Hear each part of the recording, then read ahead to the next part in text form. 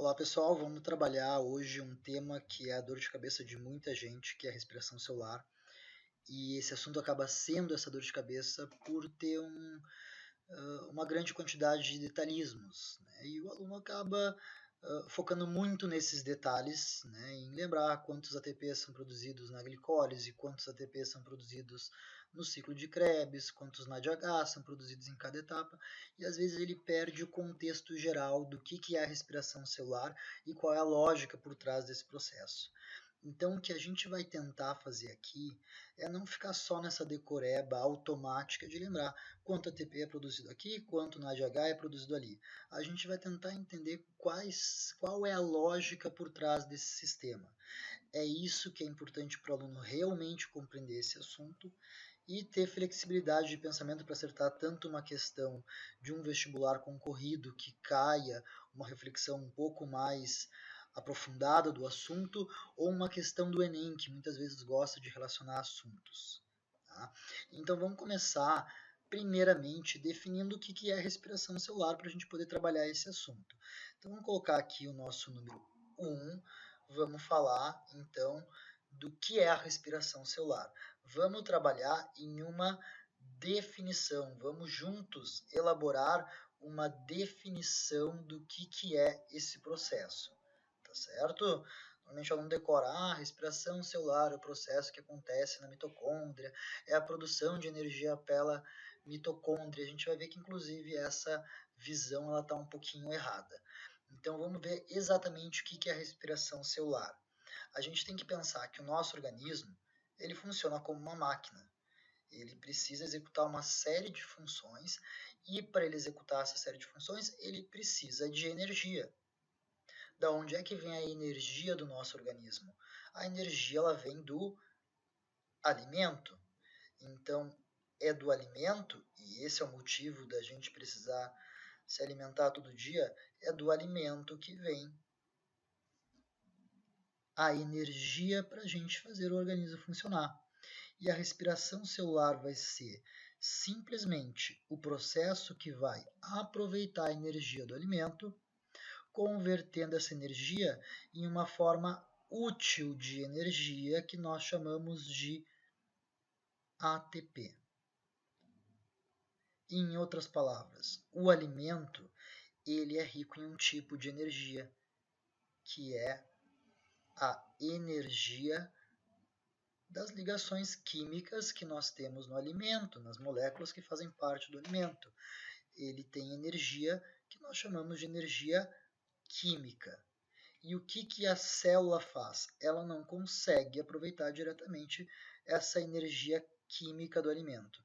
Então, ela precisa converter essa energia química que está estocada, que está guardada no alimento, em uma forma de energia que é a energia que é útil para a célula, um tipo de energia química também, que é a energia da molécula do ATP, que a gente vai falar mais detalhes daqui a pouco.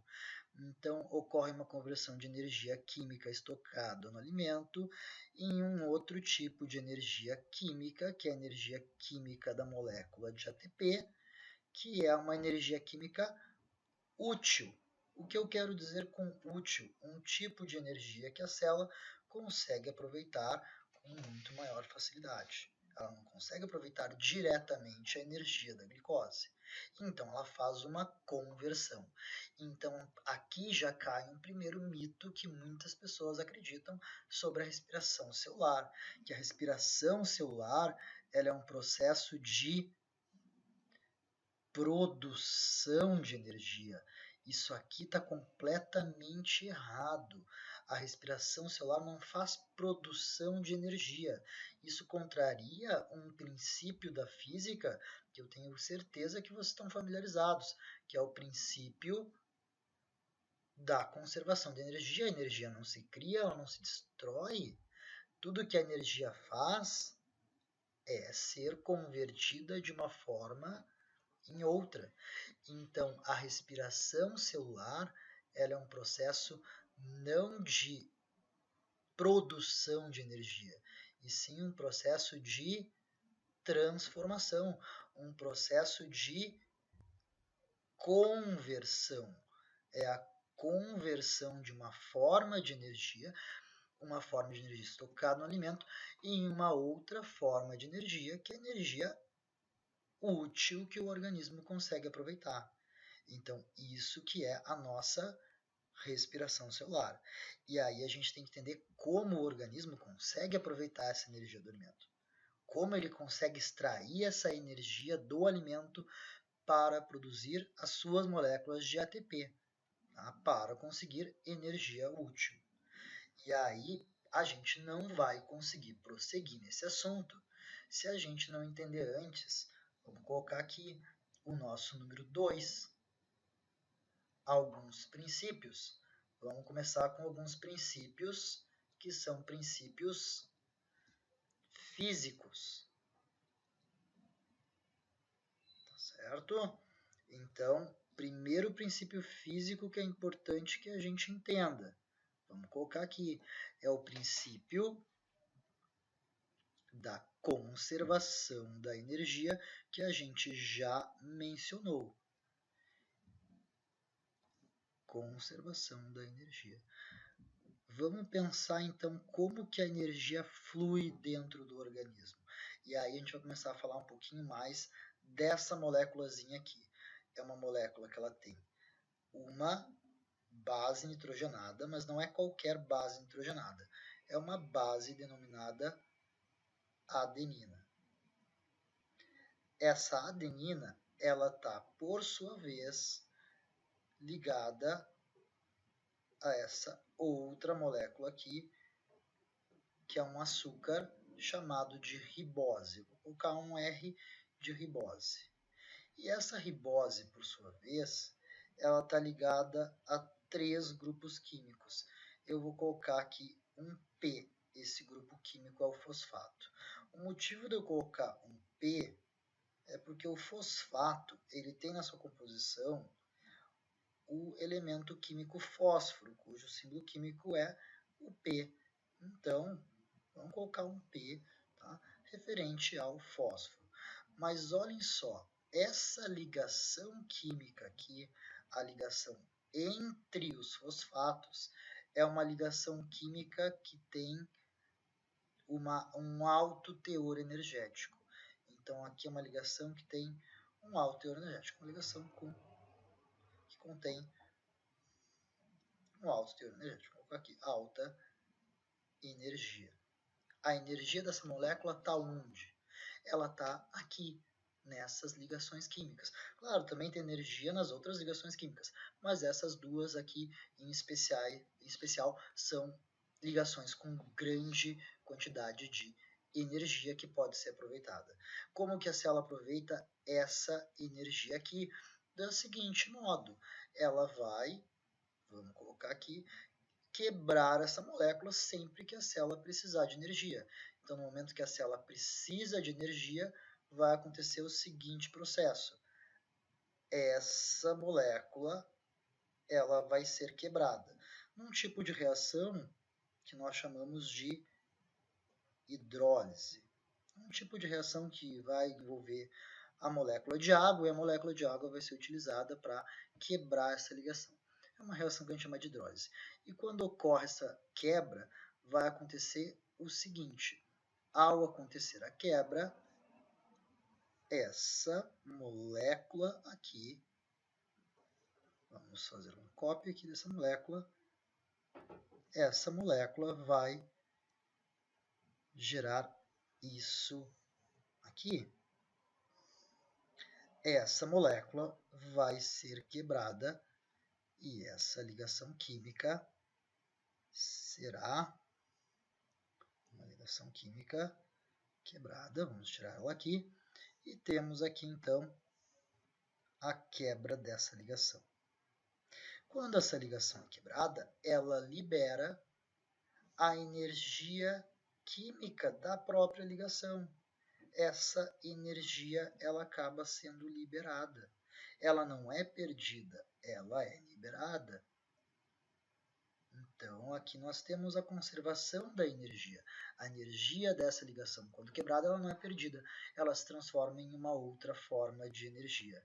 E essa outra forma de energia pode ser aproveitada pela célula de vários modos. Essa energia ela pode ser usada, por exemplo, para fazer a contração muscular.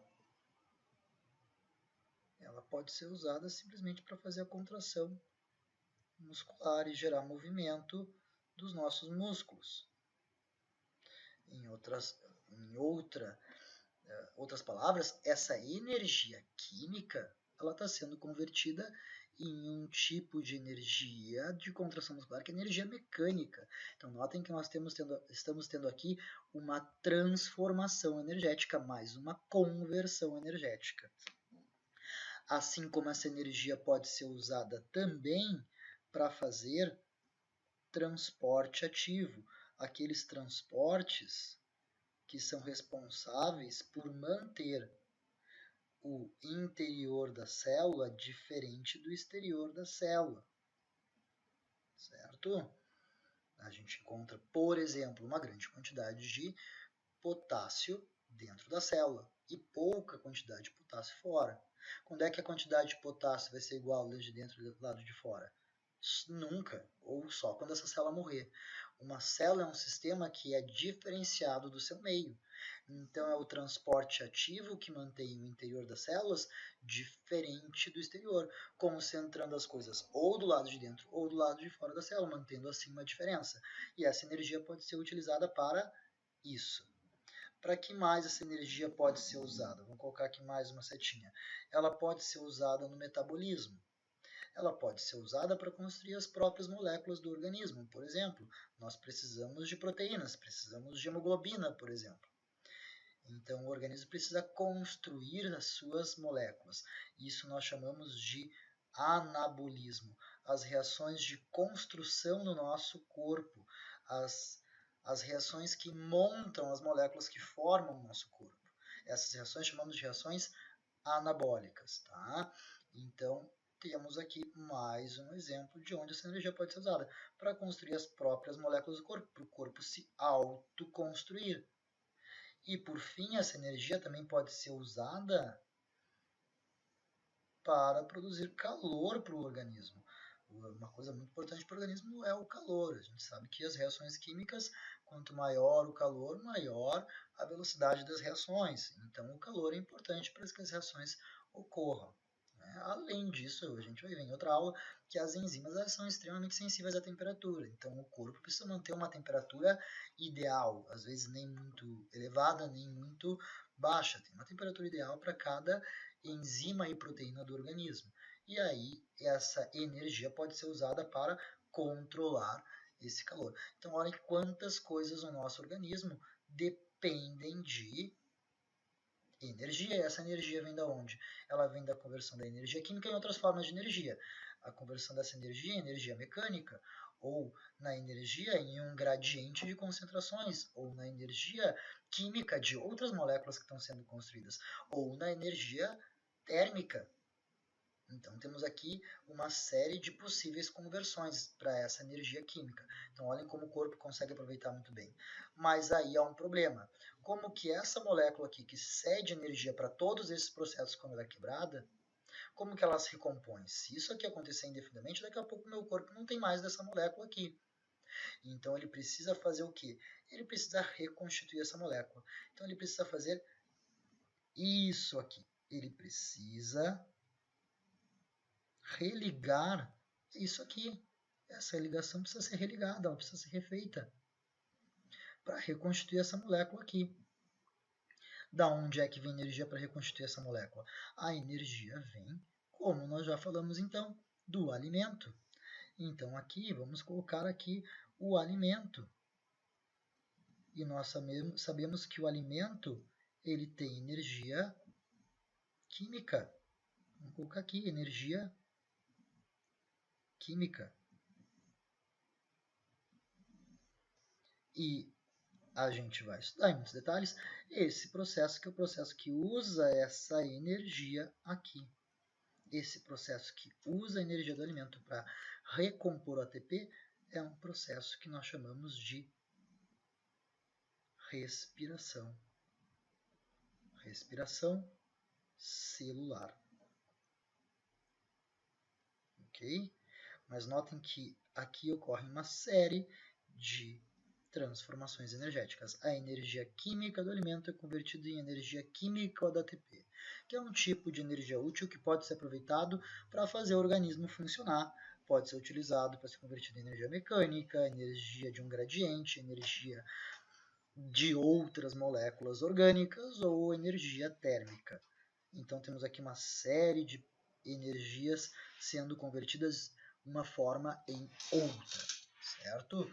E agora olha só essa outra pergunta que muita gente a princípio responde para essa pergunta a resposta errada. Vamos fazer essa pergunta. Seria correto dizer que nós, animais, somos movidos à energia solar? O que vocês acham disso? A gente é movido à energia solar? Se tu respondeu não, bem, vamos pensar um pouquinho melhor. Da onde é que vem a energia para os nossos movimentos? Da contração muscular. Essa energia veio da onde? Veio da quebra do ATP. Então, essa energia mecânica veio da conversão de uma energia química em energia mecânica. E essa energia química da ATP veio da onde? Ela veio, por sua vez, daqui, da energia química do alimento. E da onde é que veio a energia química do alimento? Da onde é que se formou o alimento? A gente sabe que tem um grupo de organismos que consegue aproveitar a fonte de energia, que é a luz solar. São os fotossintetizantes. E eles conseguem transformar a energia da luz, a energia luminosa. A luz, ela tem o que nós chamamos de energia luminosa, consegue converter a energia luminosa em energia química do alimento. Esse processo é a fotossíntese, que a gente vai estudar em outra aula.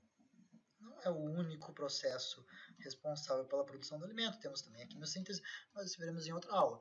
Mas, olhem só, a energia da nossa contração muscular, a energia que a gente usa para nos movimentarmos, ela vem, se a gente ir rastreando essa energia, ela vem da luz. Então, somos movidos à energia solar? Sim, somos movidos à energia solar. Não de forma direta, é claro, mas de uma forma indireta, a nossa energia vem de uma série de conversões e a gente consegue rastrear essa energia até aqui, a energia luminosa, certo? Então, vimos aqui um princípio físico. Vamos ver um outro princípio físico, que é o princípio físico que nós chamamos de entropia. Tá? Então, vamos falar também de entropia. O que é a entropia? A física trabalha muito com esse conceito, que é o conceito de que a tendência ao longo dos processos de transformação é que cada vez eles fiquem de uma forma mais desorganizada. Se nós pensarmos em um ser vivo, se nós pensarmos em uma célula, a gente vai ver que uma célula ela é uma estrutura extremamente organizada, mesmo as células mais simples. Então, a gente olhar, por exemplo, mesmo a célula bacteriana, ela é muito complexa e muito bem organizada. E uma célula eucariótica, também, ela vai ter uma membrana que separa o interior do exterior, como nós já falamos, aqui dentro vai ter um monte de potássio que não tem do lado de fora, aqui fora vai ter um monte de sódio que não tem do lado de dentro. Então aqui já tem uma diferença entre o interior da célula e o exterior. Notem que a célula mantém os dois lados diferentes. E para manter tudo o que está aqui dentro funcionando, eu vou ter uma série de estruturas. Vou ter mitocôndria, vou ter o núcleo, eu vou ter uma série de estruturas importantes para o funcionamento dessa célula. Teremos aqui um núcleo com material genético, teremos o complexo de Golgi. Notem como essa célula é extremamente organizada. Então, à primeira vista, a gente olhando para uma célula, a gente pensa assim, Nossa, mas essa célula é extremamente organizada. Isso não está contrariando os princípios da termodinâmica, o princípio da entropia? Bem, essa célula pode ser uma estrutura organizada, mas ela se torna organizada tornando o meio onde ela vive um meio desorganizado. Então, ela acaba não contrariando o princípio da entropia, porque se eu considerar toda a desorganização do meio que a célula gera, ela consegue se tornar organizada às custas dessa desorganização do meio, que a desorganização do meio é maior do que a organização que ela gera para ela própria. Então, ela aumenta a entropia do universo, o seu funcionamento. A gente pode até pensar, é interessante pensar nela como um poluente de entropia do universo. Tá? Ela está contribuindo para aumentar a entropia do universo, se organizando às custas da desorganização do meio. Okay? E para conseguir se organizar, a gente sabe que eu preciso de energia. A organização ela precisa de um aporte de energia. Por quê? Porque a desorganização é algo que ocorre espontaneamente. E para eu fazer algo que é contrário a esse fenômeno natural, eu preciso ter energia sendo introduzida no sistema. Tá? Então, para a célula conseguir fazer isso, ela se organizar, ela precisa de energia. Certo? Bem, agora que a gente deu uma olhada nos princípios físicos, vamos para o número 3. Muito importante. O que é o nosso número 3? São os princípios químicos. Afinal de contas, nós vamos ter aqui um monte de reação química acontecendo. Então, vamos entender quais são esses princípios químicos da respiração celular, senão a gente não consegue seguir adiante. Bem, quais são os princípios químicos importantes? Vamos colocar o primeiro aqui. Se nós olharmos para a fórmula da respiração celular, antes da gente colocar esse princípio, vamos ver a fórmula que normalmente o pessoal conhece como a fórmula da respiração. Vou colocar uma aqui. C6, H12, O6, se combinando com oxigênio para formar CO2 e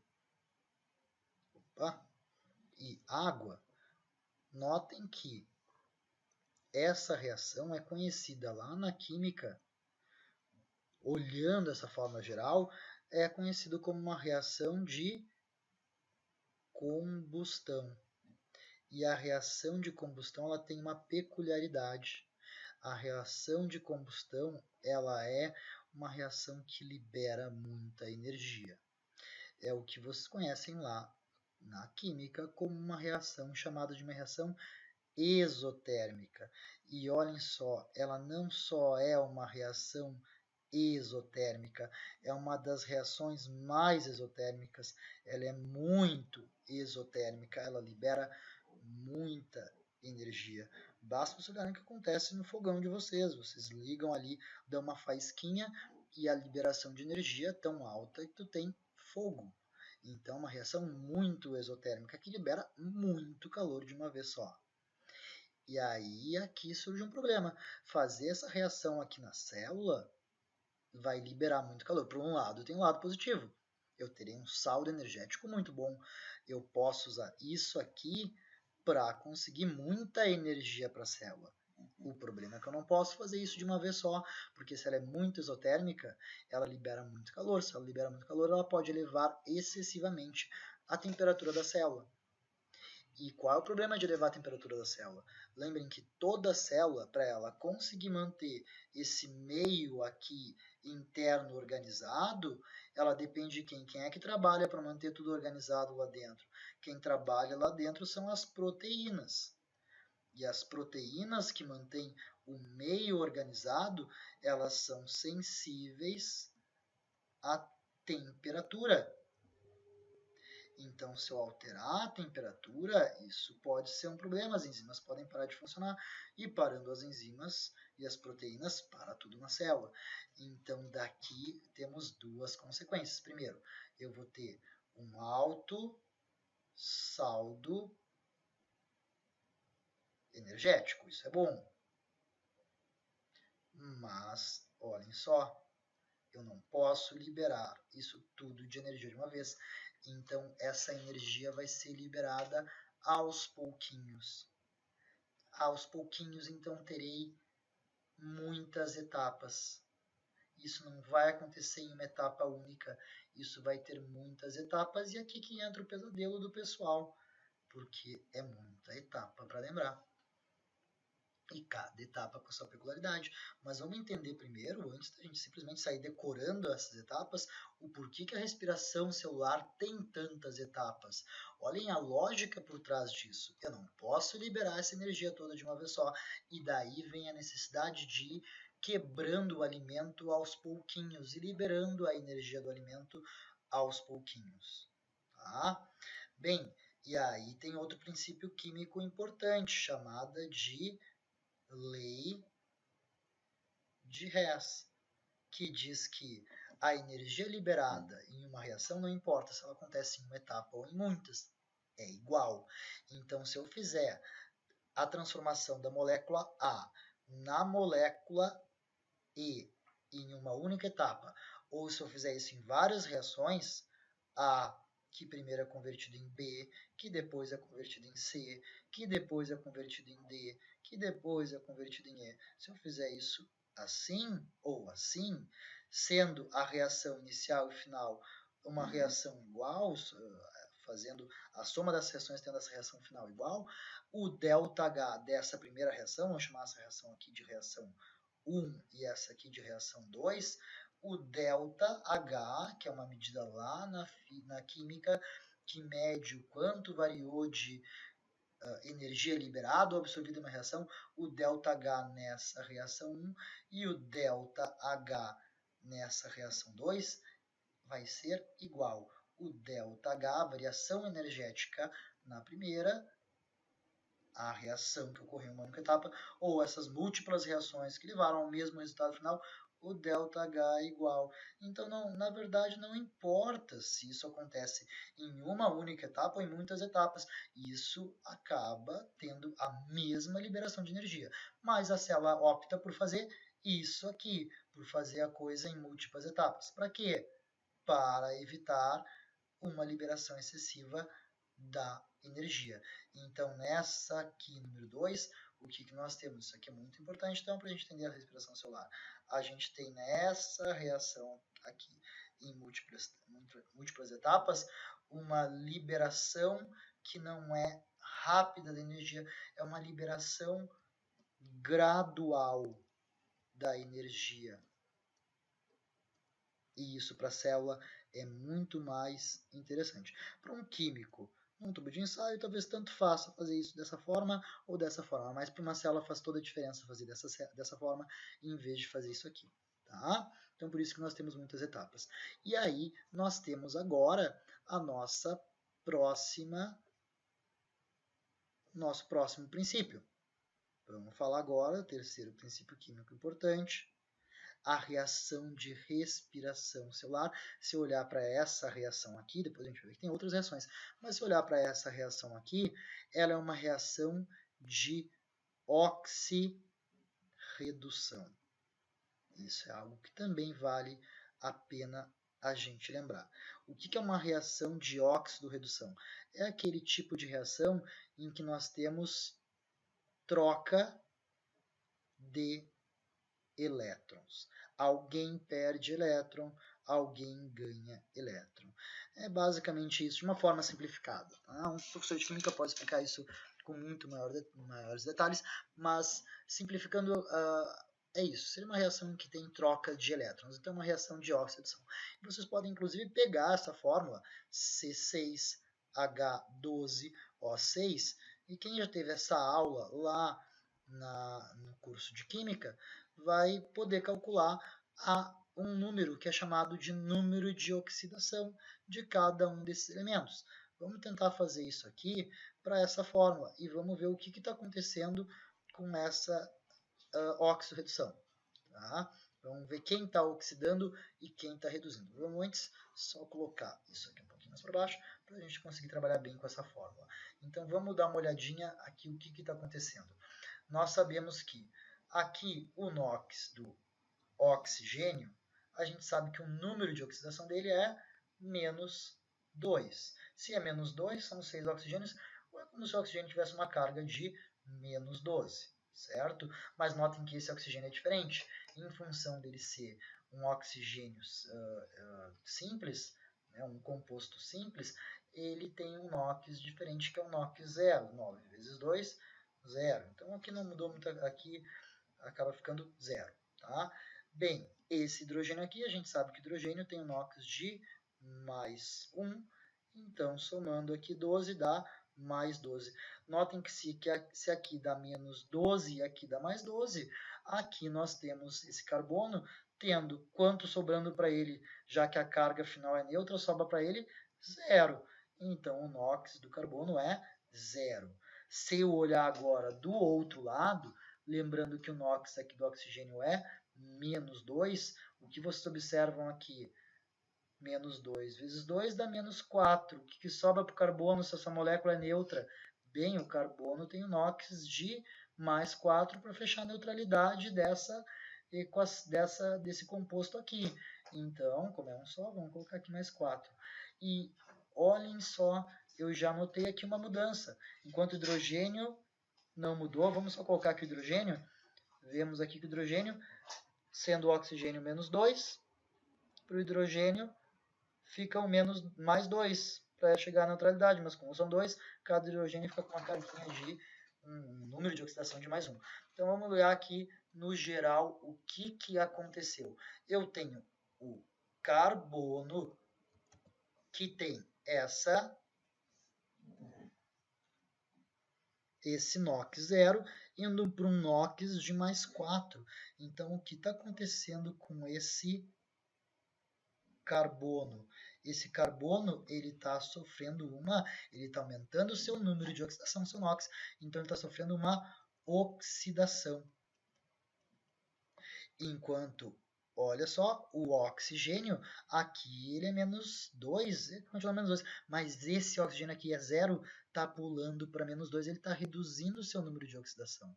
Então eu poderia colocar aqui que esse oxigênio ele está saindo do 0 indo para o menos 2. Então, enquanto o carbono está oxidando, esse aqui o oxigênio está reduzindo, ele está sofrendo uma redução. Então, eu tenho alguém que oxida, eu tenho alguém que reduz, eu tenho uma reação de óxido-redução. Quem é que está perdendo elétron aqui no caso? É quem oxida. Quem oxida perde os elétrons. Então, o carbono, se eu colocar isso de outra forma, o carbono ele está perdendo elétrons. E quem é que está ganhando esses elétrons? É o oxigênio. Quando isso acontece, muda o NOx dos dois. Então, eu tenho uma transferência de elétrons do carbono para o oxigênio. É isso que está acontecendo aqui. Vamos mudar essa cor aqui, ficou um pouquinho fraquinha.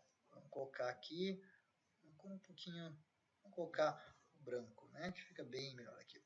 Carbono está perdendo esses elétrons e quem está ganhando esses elétrons é o oxigênio. Então temos aqui uma transferência de elétrons, podemos concluir que isso é uma reação de óxido-redução. E isso vai ser de extrema importância para a gente conseguir entender as fases. Daqui a pouco a gente vai começar a entrar nas fases. Tá? E notem que até agora já foram 35 minutos de vídeo e a gente nem começou a falar de glicólise, de ciclo de Krebs ou de fosforilação oxidativa. Mas quando a gente chegar lá, esses princípios aqui vão nos ajudar a entender tudo que vai acontecer. Tá? Então, vamos lá. Vamos colocar aqui as características das fases. Tá? Olhem só, nós temos 3 fases ocorrendo na respiração. A gente vai ver as fases em mais detalhes depois, mas vamos colocar aqui, temos 3 fases. A gente tem uma fase que eu vou chamar de fase número 1.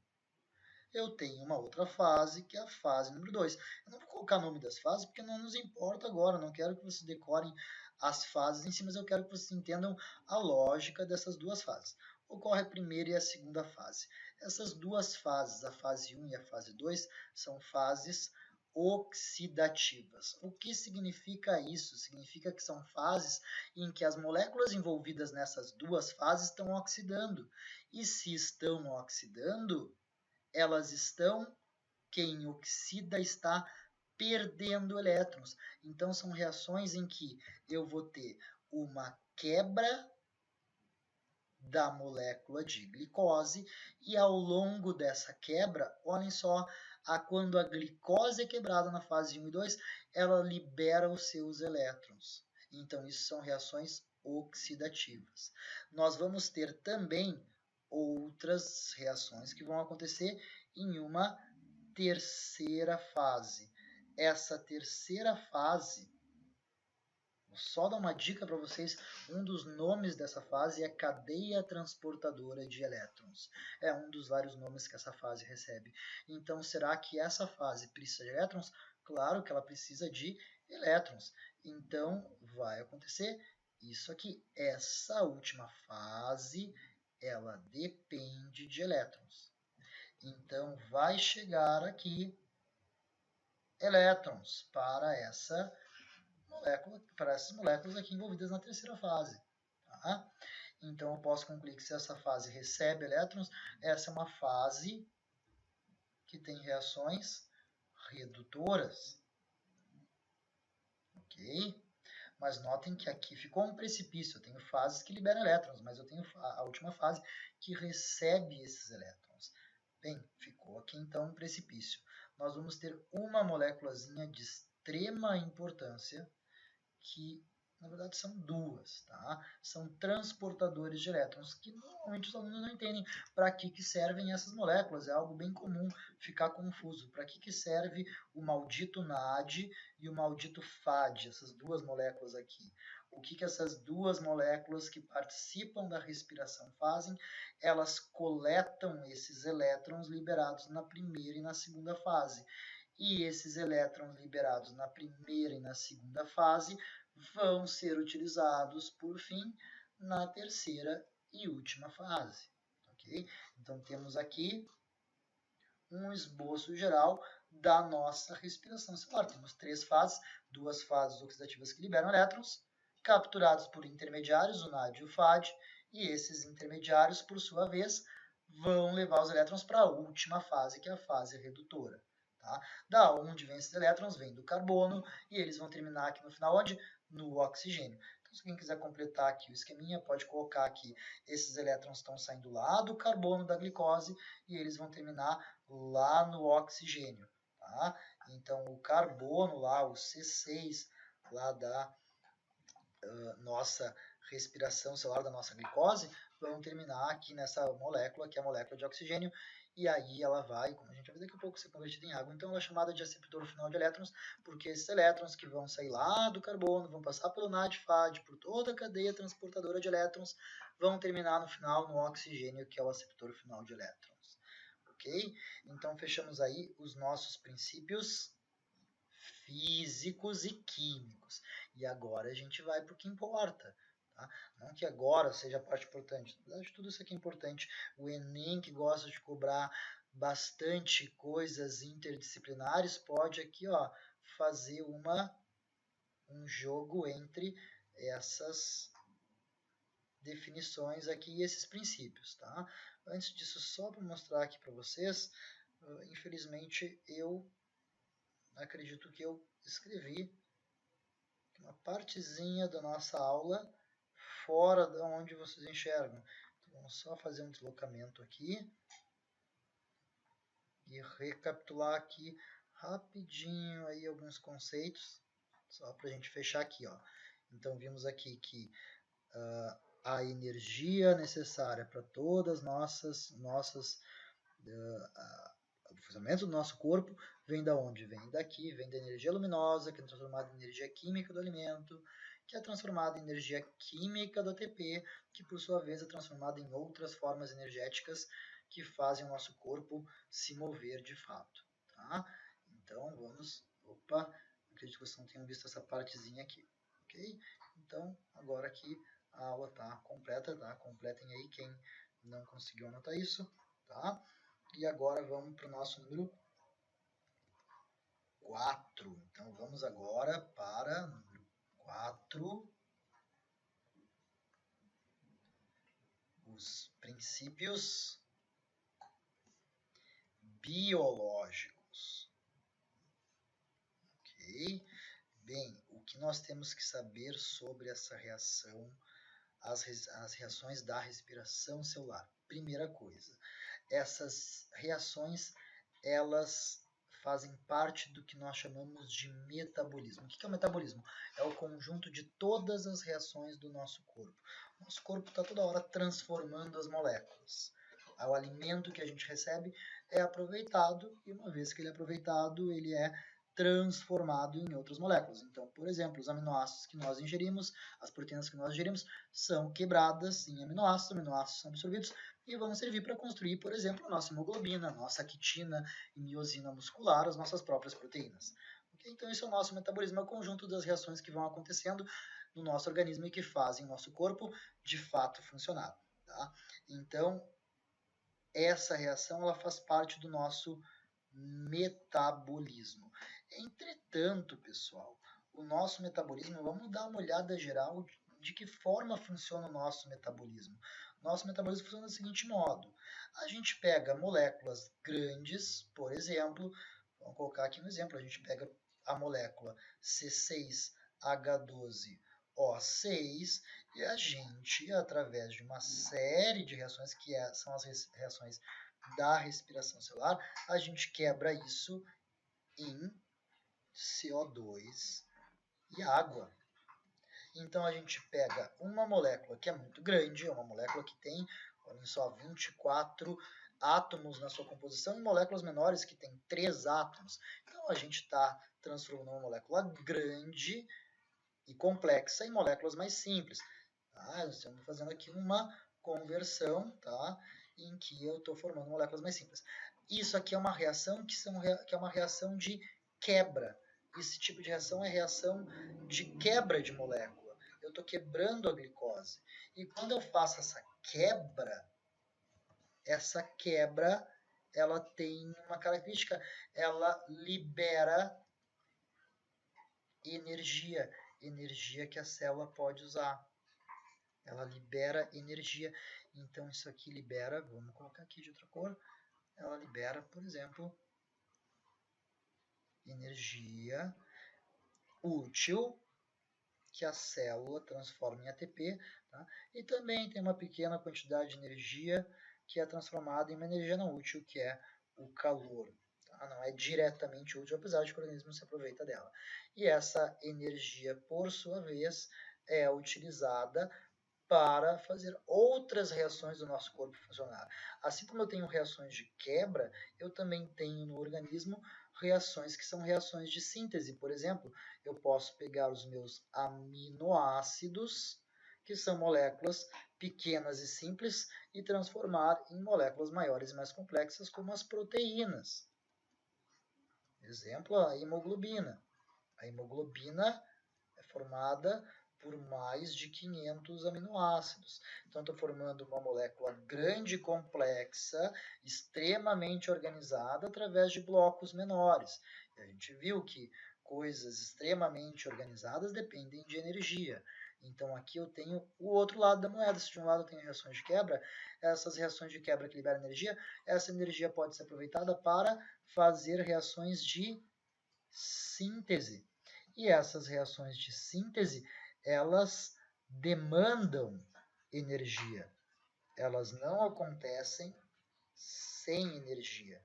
Elas demandam energia. Elas vão precisar de energia. Isso aqui é um resumo do nosso metabolismo, claro, de uma forma muito simplificada. Eu coloquei apenas uma reação de quebra e apenas uma reação de síntese, mas nós temos todas as nossas possíveis reações classificadas ou em reações de quebra ou em reações de síntese. Por exemplo, a gente pode pensar na síntese do glicogênio como uma reação de síntese do glicogênio a partir da glicose, como uma reação de síntese. Eu estou produzindo o glicogênio, uma molécula grande e complexa, através de blocos menores, como por exemplo a glicose. Então são reações de síntese. Agora eu posso ter, por exemplo, a queima não só da glicose, mas a queima dos ácidos graxos. Eu posso queimar gordura, e na queima da gordura eu vou transformar a gordura em blocos menores, quebrando ela, isso também libera energia.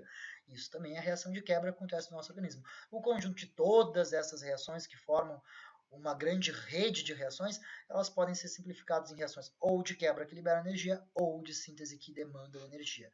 Eu chamo essas reações aqui desse lado, essas reações de quebra que liberam energia, de reações catabólicas, fazem parte de um dos lados da moeda do metabolismo, que é o que nós chamamos de catabolismo. E aqui do outro lado, para que serve o catabolismo? Bem, ele que sustenta o anabolismo. O anabolismo são as reações de síntese que vão demandar energia, certo? Então, isso é o nosso metabolismo. É o catabolismo e o anabolismo, os dois funcionando juntos de forma bem aqui